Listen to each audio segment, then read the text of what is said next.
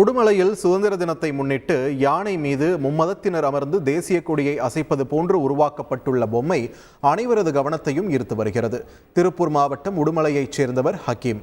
விசேஷங்களுக்கு அலங்கார வேலைகள் செய்து வரும் இவர் நாட்டின் 75வது சுதந்திர தினத்தை முன்னிட்டு யானை மீது இந்து, முஸ்லிம், கிறிஸ்துவ மதங்களைச் சேர்ந்தவர்கள் யானை மீது அமர்ந்து தேசிய கொடியை அசைப்பது போன்ற தத்ரூபமான பொம்மையை உருவாக்கியுள்ளார்.